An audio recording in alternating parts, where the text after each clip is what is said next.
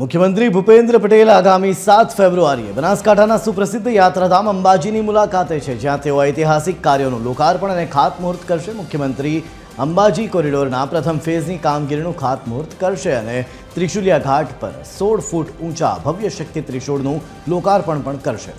600 kilo વજન ધરાવતું આ ગોલ્ડન કોટેડ ત્રિશૂલ ઉત્તરકાશીના પ્રાચીન ત્રિશૂળની પ્રથમ પ્રતિકૃતિ છે। ત્યારે આ પ્રસંગે મુખ્યમંત્રી ડીકે રેસિડેન્સીની સામે વિશાળ જનસભાને પણ સંબોધન કરશે, જેને લઈ વહીવટીતંત્ર દ્વારા હાલ તડામાર તૈયારીઓ થઈ રહી છે।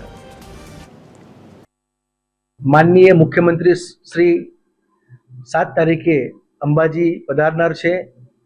અંબાજી ખાતે ગુજરાત સરકાર પ્રવાસન વિભાગ અને યાત્રાધામ વિકાસ બોર્ડ દ્વારા નિર્માણ જે પામવાનો છે શક્તિ કોરિડોર, એનું ફેઝ 1નું ખાતમુહૂર્ત માનનીય મુખ્યમંત્રી સાહેબ કરવાના છે।